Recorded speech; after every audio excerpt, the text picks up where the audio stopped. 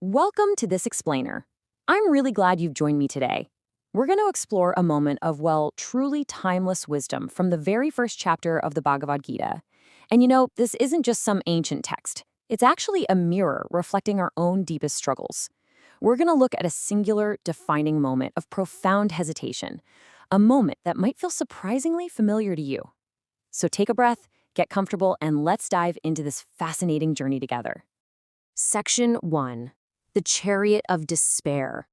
Imagine the scene, right on the edge of this ancient battlefield. Two massive armies are gathered, and right in the middle, the great warrior Arjuna experiences this world-shattering hesitation, literally paralyzed by the emotional weight of his impending actions. These are the exact words that capture this moment, preserved for thousands of years. Evam uktvar Arjuna Sankhye Rathopasto Pavishit, Visrijya Shasharm Chapam Shokasam Vigna Manasa. Let's just pause for a second and let the vibration of those ancient words really settle in. Decoding the ancient shloka. So, what exactly is happening in Arjuna's mind and body in this split second? When we look at the exact translation in English and Hindi, we really start to feel the true weight of the moment. The text tells us, having spoken thus on the battlefield, Arjuna sank down on the chariot seat, his bow and arrows cast aside, his mind overwhelmed with grief. Just listen to those powerful verbs. He sank down, his weapons were cast aside, his mind was overwhelmed. It brilliantly illustrates this moment of complete physical and emotional surrender. It is an utter collapse under the massive weight of expectation and duty. Moving to understanding Arjuna's overwhelm. To truly grasp this, we have to realize that his paralysis, well, it doesn't come from cowardice. Not at all. It comes from deep internal conflict. He's looking out at his teachers, his family, his friends on the opposing side, and suddenly, the very purpose of his actions just completely dissolves.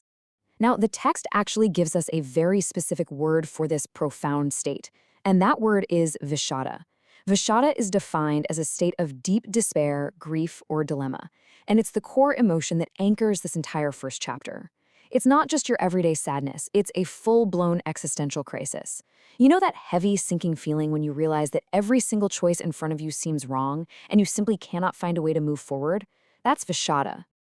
And that leads us right to the physical manifestation of this Vishada.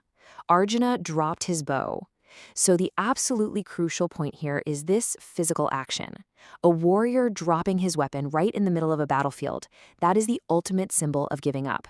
It's a complete refusal to participate in the reality he's facing. Let's just sit with that image of letting go for a moment. Dropping your modern bow. Let's use the mirror of time here and gracefully snap forward about 5,000 years, bringing this directly into our own daily lives, because human nature and human struggle really hasn't changed all that much. I want to ask you this directly. Have you ever dropped your bow? Seriously, think about it. Your bow might be your laptop, your tools, your professional drive, or maybe even your role in your family. Have you ever felt that modern equivalent of Vishada? Today, we might call it burnout, or decision fatigue, or quiet quitting. It's that moment you're just sitting in your car before walking into work, or staring blankly at a blinking cursor on your screen, and you just think to yourself, I literally can't do this anymore. Facing today's lifespan problems. You see, this ancient text isn't just history. It's actually a diagnosis for the lifespan problems we face today. The sheer overwhelm we deal with from nonstop connectivity, endless career demands, and complex personal lives, it triggers the exact same psychological paralysis that Arjuna experienced on that chariot. Notice how perfectly this builds a bridge between the two worlds. In the ancient text, we have the literal battlefield. Today, that's our relentless career and daily demands. The bow represents our motivation and our professional tools, the things we use to get the job done every day. And the overwhelm Arjuna faced, that is our modern burnout. It's that crippling paralysis when the pressure simply becomes way too much. This brilliantly illustrates that while the scenery has changed drastically, the human psychological battlefield remains exactly the same. So how do we actually navigate our own Vishada? Well, we can draw 3 actionable takeaways directly from Arjuna's moment of despair. First, recognize the overwhelm without judgment. Arjuna didn't pretend to be brave here. He freely admitted his mind was grief-stricken. Second, accept the pause. Sometimes dropping the bow is a completely necessary step. It's a hard stop that forces you to reevaluate. And third, prepare the mind to seek higher wisdom. You see, Arjuna's surrender wasn't the end of his story. It was actually the prerequisite for him to receive the life-changing wisdom of the Gita that followed. The breakdown was actually the beginning of the breakthrough. I want to leave you with this final provocative thought to carry with you today. Where is your modern battlefield, and how will you find your clarity? When you inevitably feel the urge to drop your bow and surrender to the overwhelm, remember Arjuna. Remember that this pause, this deep dilemma, is profoundly human.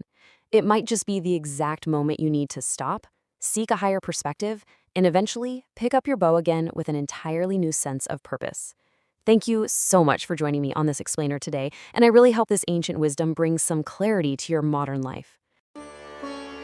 Get ancient wisdom and infinite guidance, anywhere, anytime. Visit sanathan.app today. Start your spiritual journey now.